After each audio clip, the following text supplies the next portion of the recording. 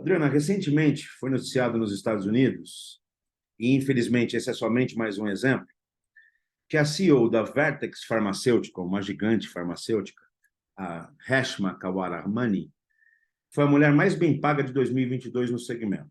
Ela recebeu 9 milhões e 100 mil dólares de bônus no ano de 2022. Muito bacana isso, mas olha que interessante, nem assim ela figurou entre os 10 maiores bônus do segmento, todos homens. O 10º colocado, o que lidera uma empresa muito menor do que a Vertex Pharmaceutical e que entregou muito menos resultado do que a Vertex Pharmaceutical, recebeu 21 milhões de dólares. Mais de duas vezes o que recebeu a dona Reshma. Mas pior do que isso, se a gente comparar ela com o antecessor dela, a coisa fica ainda pior. A diferença foi 70% menor, sendo que ele produziu resultados inferiores aos dela. E eu fui cuidar de conferir. Então, se você olhar relativamente, foram menores, se você olhar absolutamente, foram menores, bem menores. Esse exemplo que eu citei, infelizmente tem tantos outros, mas ele serve à minha pergunta. Apesar das necessidades de iniciativas cada vez maiores de auxiliar as mulheres a chegarem ao topo das carreiras executivas, e você lidera uma, e tem tantas outras que você conhece, participa, o quão importante é incitar as mulheres igualmente a empreenderem. E eu queria saber se você conhece, se você também tem iniciativas voltadas a isso. Porque a única razão que me ocorre para tamanha diferença de compensation reside no fato dos conselhos, dos donos, dos empreendedores ainda serem um mundo com muito pouca inclusão, ainda ser um mundo muito voltado para o homem branco, em sua esmagadora maioria. Me diz um pouco se você conhece iniciativas, porque as mulheres estão chegando, graças a Deus, estão chegando nas carreiras executivas, mas eu ainda vejo muito poucos exemplos do lado dos donos. Eu recebo pitches e startups aqui às dezenas por mês e raramente, e vejo muito poucas mulheres ainda nesse segmento. O que você pode me dizer? O que você tem visto de coisas legais nisso, ou se a gente realmente precisa se voltar para isso? Eu acho que a gente poderia analisar essa questão por alguns aspectos. Um dos aspectos eu digo para você, por exemplo, eu sou voluntária, mentora voluntária de um programa chamado Aluna. O programa visa que mulheres profissionais com determinado tempo de carreira, determinada posição, sejam voluntárias e as suas mentoradas são mulheres, muitas delas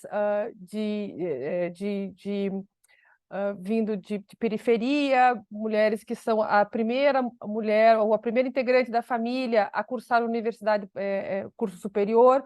Então, assim, a aluna vai atrás de mulheres que talvez não tivessem condições de ter acesso a uma mentoria com profissionais já com mais tempo de casa. Normalmente são mulheres que são escolhidas porque são representantes de grupos subrepresentados na sociedade, enfim, quer justamente trazer essa experiência de mulheres já com uma carreira um pouco mais sedimentada para mulheres que estão em início de carreira. E um dos módulos que a gente sempre trata com essas mulheres em início de carreira é a questão da projeção de trabalho e a questão do salário, bônus, todas essas questões que são questões bem delicadas. Então, como é que a gente negocia uma promoção? Como é que a gente negocia um aumento de salário? Como é que a gente negocia questões de bônus e tudo mais? A gente percebe que essas mulheres, e elas são um reflexo, na verdade, de uma sociedade como um todo, que as mulheres não estão preparadas para ter essas conversas difíceis. Então, um dos pontos que a gente trata nessa questão da mentoria é justamente isso. Como você tem, como você aborda, qual é a estratégia, né? Como é que você faz? E daí a gente, inclusive, faz aquele roteiro que diz assim, e se o seu gestor responder isso? Você tem que ter este tipo de resposta. E se ele responder aquilo? Esse tipo de... Então, este caminho. Então, a gente vem hoje cuidando desta base, desse início de carreira dessas mulheres, para que elas consigam trilhar esse caminho profissional, esse caminho corporativo, e consigam, sim, elas advogar em pró dessa iniciativa de verem seu trabalho reconhecido com melhores bônus, melhores salários, melhores promoções, né? Esse é um ponto, uma das coisas muito importantes que a gente faz. O outro ponto que eu acho bastante interessante, Pires, e que eu sou uma incentivadora louca desse tema, é a questão de políticas públicas. Eu ainda acho, eu sei que as pessoas são temerosas em questão de você ter o Estado intervindo no particular, o Estado dizendo o que a iniciativa privada deve ou não fazer. Mas eu ainda acho que, nesse momento da sociedade, nós não temos a maturidade para fazer essas mudanças sozinhos. Nós vamos precisar da construção de políticas públicas que digam, que fixem minimamente ali como é que essas questões de salário, de bonificação, como é que elas devem acontecer. Se você tem... eu sei que nós somos um país que legisla muito, né? Mas a gente precisa de políticas públicas que digam minimamente aqui, olha, quando você tem situações como essa, você não pode ter remunerações díspares, baseado em quê? Em nada, porque nesse caso que você trouxe, por exemplo, há ali demonstração cabal de que o resultado financeiro foi superior, muito superior aos dos colegas, inclusive, do antecessor do cargo dela. Então, eu acho que a gente precisa ainda, neste momento, talvez um dia a gente não precise mais de políticas públicas, o dia que a gente não precisa mais de interferência do Estado no privado em relação a esse tema, vai ser um dia que talvez a gente encontre o equilíbrio, né, dentro da nossa sociedade. E o outro ponto que eu gosto bastante aí, que é um tema que a gente leva muito nos debates da WLF, não é é um movimento para mulheres, mas com homens aliados. Por que a gente entende dos homens aliados?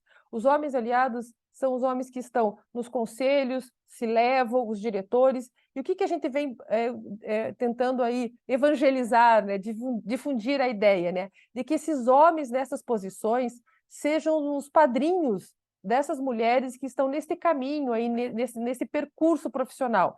Porque quando você tem um homem como um sponsor, não quer dizer que seja um protegido, não é isso, mas esse homem consegue também passar a experiência dele, a visão dele de como foi essa questão do embate aqui entre aspas, assim, mas dessa questão de conseguir ver reconhecido, de conseguir ver o seu bônus, o seu salário refletindo o trabalho árduo que você está fazendo. Então, isso é uma das coisas interessantes que a gente está chamando esses homens e diz assim, olha, escolha, olhe, em todo esse contingente de mulheres ali de meio de administração, escolha uma pessoa, uma mulher, apadrinhe ela, entendeu? Seja o mentor dela, ajude ela a trilhar esse caminho aí.